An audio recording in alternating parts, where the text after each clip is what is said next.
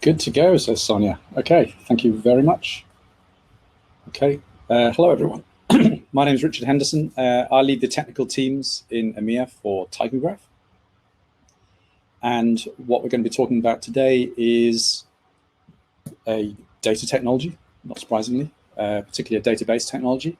But I really want to focus on the value that the technology is bringing. Obviously, we'd be delighted to talk more with you about the detail around that, and indeed we can do so at our stand later or in the chat or anything like that. But first I want to just make sure that I get the motivation for this right, and so you understand exactly where Tychograph is used and why it's actually worth having. So inevitably, I'm afraid, there's a few slides. I'll try and keep it short. I want to leave as much time as possible to the end, so my target here is to have 10 minutes of slides, and I'll try and make sure that I don't overrun too much. Then I'm going to show you our next generation operational demo, which really takes what we learn from working with Jaguar Land Rover and a number of other clients around supply chain and really tries to bring it into making it into a tool that's useful for operational staff. So this is the key point. Reports are very good, dashboards are great for executives, but when you can start providing analytics, AI, ML, however they're driven in real time, then at that point there's a whole new world of operational activities that can be assisted. And I think it actually it's really important because it allows these data products to really improve the lives and improve the efficiency and productivity of your staff, your operational staff. Certainly that's the experience of our customers, and I just want to describe that a little bit here. So moving on to the slides. So supply chain optimization with Tychograph. So this is where this particularly works. We don't just do this in supply chain. Our tool is a general purpose data tool. We also work with customer support and marketing type activities, so what's traditionally be called customer 360. But where that's useful when you get real-time views is particularly in the customer support area. And one of our clients is the largest healthcare provider in the US. And they use our tools for exactly this, and they're seeing tremendous improvements in the efficiency of their customer support, which necessarily in healthcare tends to be a very high investment process. And that is also improving the opinion of their customers as well, so that it's kind of a double win situation, because the customer support people are have the information they need in order to support customers, and they're also seeing exactly what the customers has done in the past few seconds, so therefore it just makes it feel like an engaging process. We also do this in kind of activity in other areas as well. There's supply chain, and the other one is in transaction fraud, KYC, AML, and financial spaces. So if those are things that you are interested in apart from manufacturing supply chain, then hopefully you'll get an indication of how this could be useful, but we do have very specific things that we can talk about. Again, if you just get in touch with us, then we can talk about your specific use cases.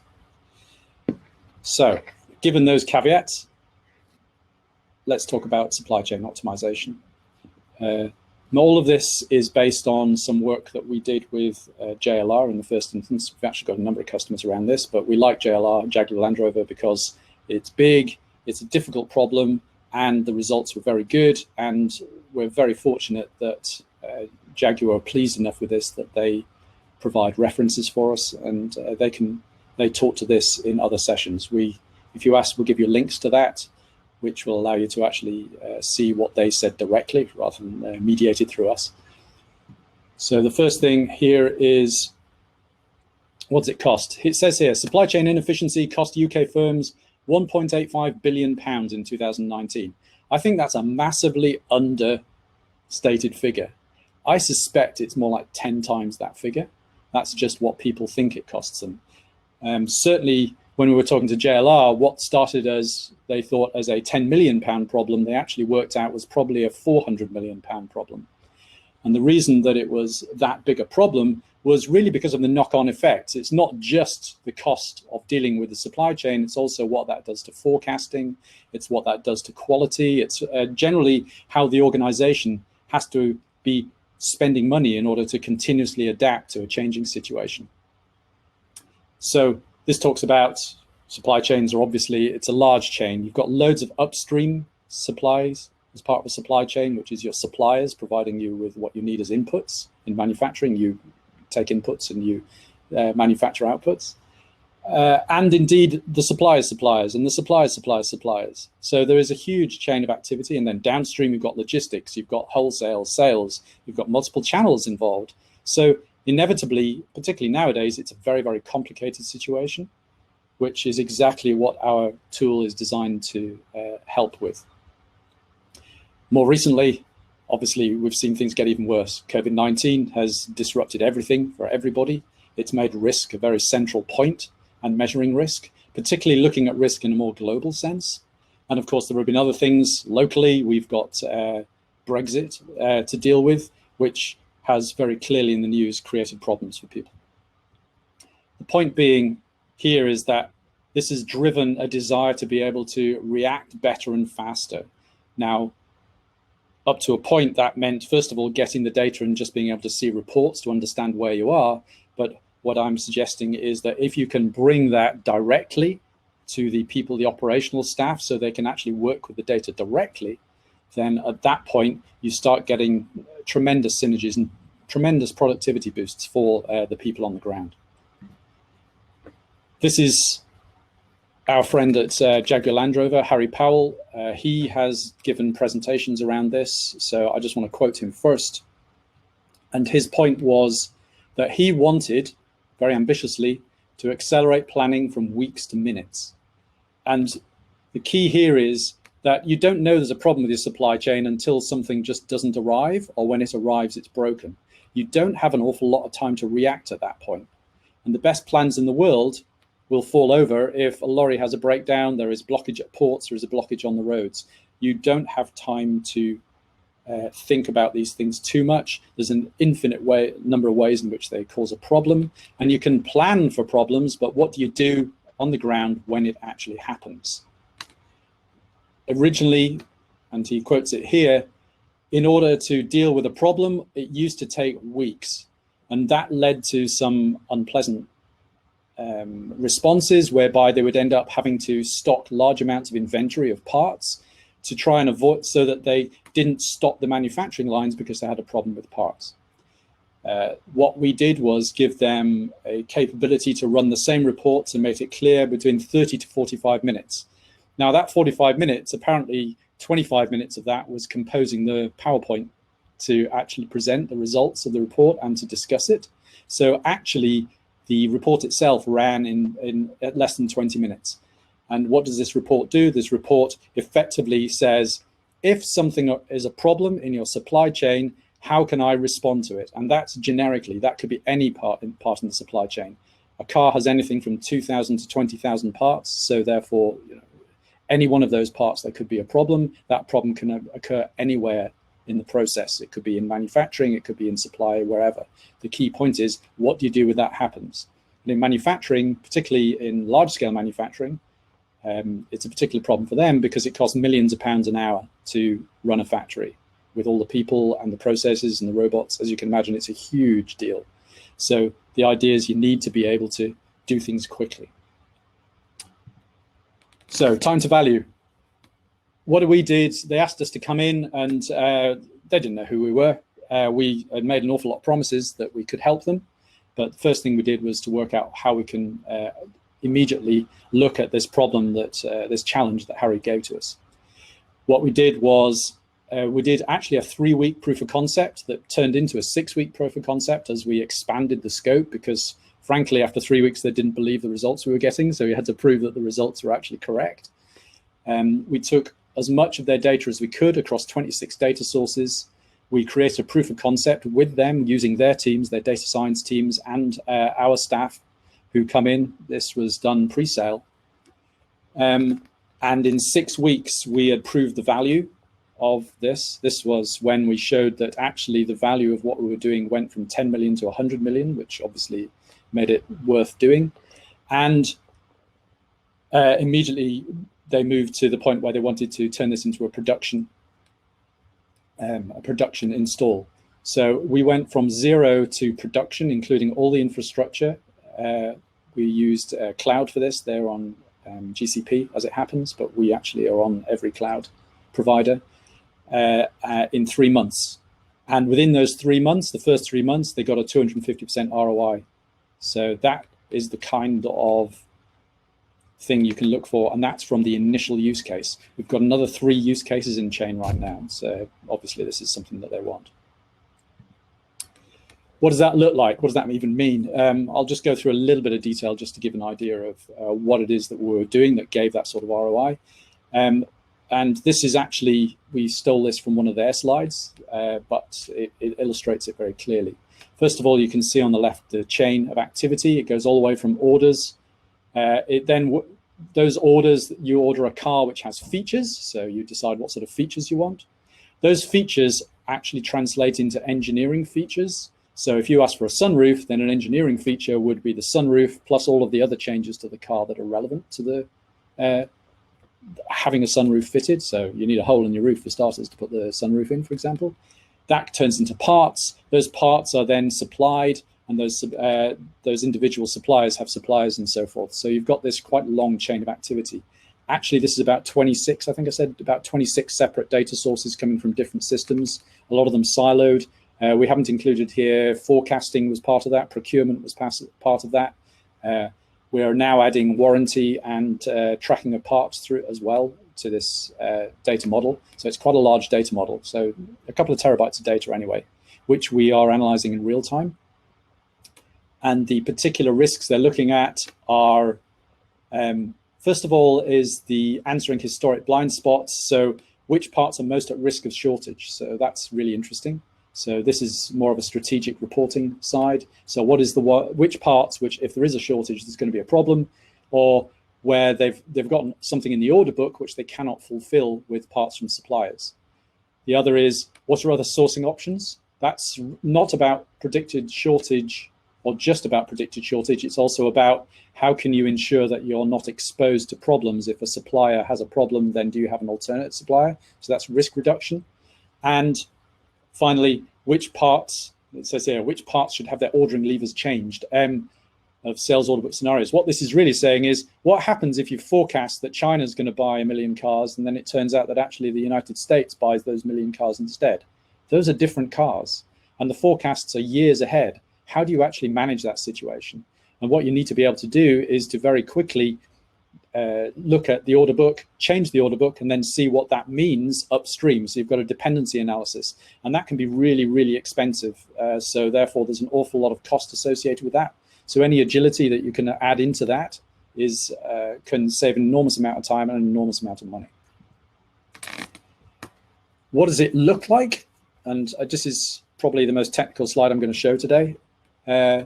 Just to give you an idea of where Tigergraph fits in.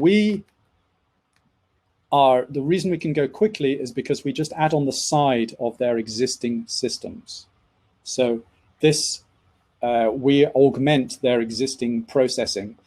They already use GCP. You can see they use a lot of the Google Cloud infrastructure, particularly BigQuery is their data lake. They use a lot of PubSub for real time. So there's it's a relatively modern architecture that they've got. And what Tigergraph does is it pulls all of the information from their raw logs. So that's where we get the data from what's called a raw log storage. It's actually an export of files from their systems, very simple CSV files for those who like that sort of thing. And we load that very quickly. We can load it at well over 1 million rows per second, so we can load enormous amounts of data extremely rapidly. That is loaded into our structure, and then the queries were written as part of the 3-week process. And in the analytic engine, what it does is it calls those queries just like you call any other service, data service, and that data is then incorporated into the data lake, and then they're reporting on it directly with Looker and Tableau as it happens is there. But also The other side, which draws from that, is their data science teams and their AI ML teams. They also draw from these. They see what we produce as extra features. Features is everything for machine learning. And so we provide extra scoring features that they can use so that they can look at their modeling and machine learning approaches to future looking situations, and also for identification of problems when they occur. This is a picture of our next generation toolkit based approach. So whereas before we were really buried in the infrastructure as a data engine, the idea here is that we were, as I said at the beginning of this, that we want to bring it into the operational space. Rather than those tools just being there for data scientists and maybe a few executive reports, where even though you can get your data in minutes, you're still spending those 25, 30 minutes composing reports or building Tableau dashboards. We really want to bring it to the desk of the people who care about this stuff. So this are the people who manage the supply chain, people who deal in recruitment, people who are in a position to understand their forecast flows and strategies, and therefore be able to actually make decisions on the basis of that.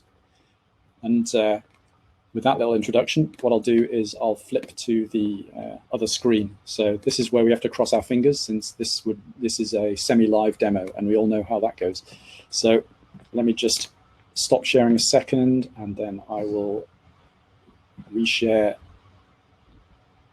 the demo window. Forgive me if it looks like I'm looking above you. It's just that I'm working with two screens, one above the other.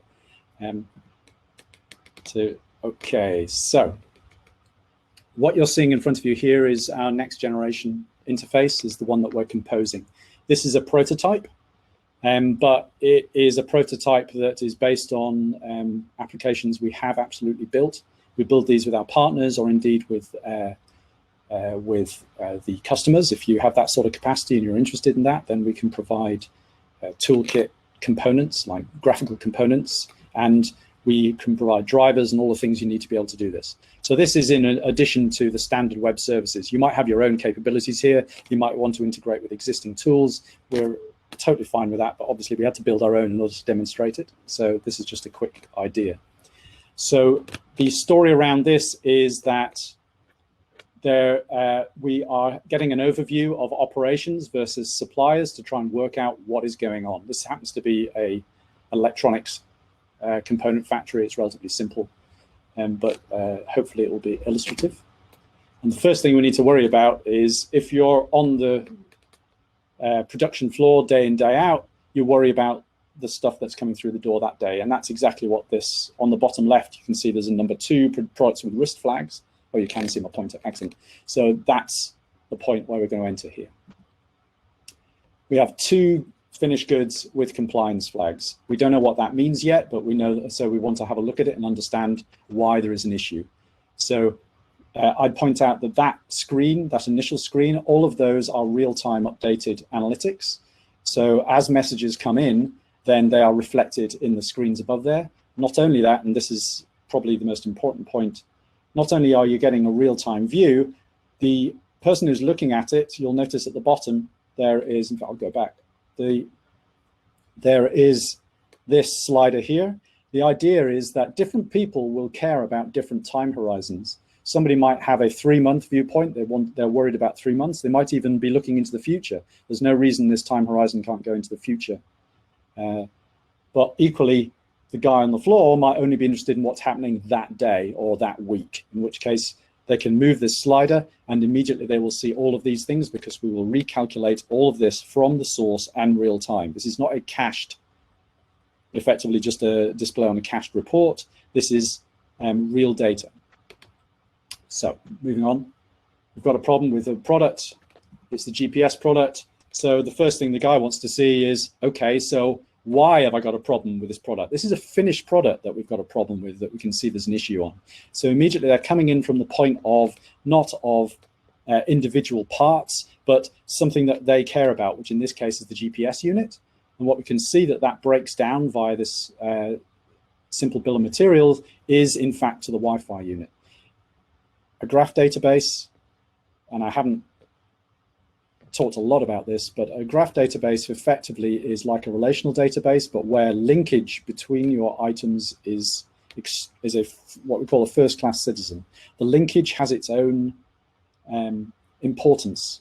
In a relational database, that's not true. In a relational database, you can link, you do link, and you join, but those links are they're static, they're kept in your schema. For us, we can actually create the links after the fact. So for us, the objects here are the Wi-Fi, the individual elements within the GPS unit, and then we add these links later, which allows us to create these very extended linkages, these networks of data. We talk a lot about graph-shaped problems, which are really networks of data. And the idea is that you can do things like this, where given a GPS unit, show me all the parts that matter. And within those parts, show me all the parts with a problem. And that's exactly what this is seeing. We know the GPS unit, we've got an issue here. Maybe we want to fit this to a car or what. And as a result, we need to look at the Wi-Fi unit that's causing us the problem. Immediately clicking on this, you can start drawing all of the related information. So this is coming from different systems at different times. But here we can see a really quite rich piece of information. You've got a picture of the item, because if you're on the floor, that actually might be relevant. You might want to see what it is that you're actually looking for, get a feel for exactly what you're looking at. You've got some overview ordering information in terms of the supplier, what's their capability, and indeed what they're contracted to do. And we can see that projected inventory to get a sense of whether have a loss of inventory is actually going to be a big deal here, not only now, but potentially in the future. So you've got a sense of timescale. When is this going to hurt me? You can also do pretty traditional analytic things, which is to look at what is the explanation of the risk score? We talk about explainability a lot. The idea here is that this is just a click away. You can see the explanation of why the risk score is high here, and indeed the dimensions here on the spider chart. And that's useful because it may be that some of those risks are not things that matter. If you're on the floor and you need parts to build a car, then things like whether there is a regulatory concern around that part may not bother you so much. You may be more bothered about the fact of whether it works. Equally, other people obviously have a tremendous interest in the regulatory aspects. Recently, we've been asked a lot about ESG, which is sustainability, traceability. Can we show that the parts or the elements that you're dealing with are actually fully approved in a regulatory sense? So moving on, we can see there is an issue here. We can see there is a concern. Then immediately the next thing that they're likely to do is say, well, what's my alternatives here? So, what in context, what's the context around this? And what we can see is that we do have some alternatives. We have some alternatives associated with an alternative Wi-Fi unit, and we can see them in order of the scoring as far as whether they are good alternatives or not, which is quite important. So since we've got alternatives, then we have the possibility of a what-if scenario. So let's bring that in. And here we are immediately moving into a much more forward-looking, what can I do about this? And this comes back to the point that your tools need to help your operators to actually answer the next question, to do their jobs in their context of their jobs. In this particular case, what happens if we just take that out? What's the impact of not using that component? And I can click forwards and backwards on here, and you can see that some things that were green, lots more things turn red. So just taking this thing out is actually quite an expensive thing to do. We do definitely need to do something about it. We can take an alternative view on this, which is how does this affect the flows of material? If you have a logistic chain and you need to know which logistic flows are actually impacted by a particular chain, then something like a Sankey diagram, which is showing here, actually becomes extremely relevant. So what do we want to do? We want to see if we can replace it with our other Wi-Fi unit. If we replace it, then at that point we can see things look much better. So, and if I can flip back, you can see here it was all red when we took the unit out. But this time when we put it in, then fundamentally we've effectively fixed the situation. At that point, he's got the reason, he can give a recommendation, and that allows them to actually move on into the future. And that, my friends, is the demonstration of what we're doing for JLR. I'm just seeing if there's any questions I can hit here. I've been given the 2-minute warning, which is great. It's probably a 1-minute warning now. But so hopefully I can wrap it up. If this is the kind of thing that you think would interest you, this idea of making your analytics operational, or indeed you just want to see all of your information in one place, linked like this, so you can run analytics against us, please get in touch. Our booth is here, Tigergraph. I'll be around to answer questions, of course, and hopefully, I don't know, I'm looking forward to speaking to some of you soon. Thank you very much. Oh, Sonia's come up with a question, so until she cuts me off, this example applies to supply chain. Are there other parts of the business that your solution has a big impact? Yes, absolutely. As I said at the beginning, we're used in, because we've effectively created a model, and we're talking, one of the things we're talking to JLR about is actually digital twins. Because this model is so applicable, we can do this everywhere. Anyway, I'd love to answer questions around this. I think I've run out of time.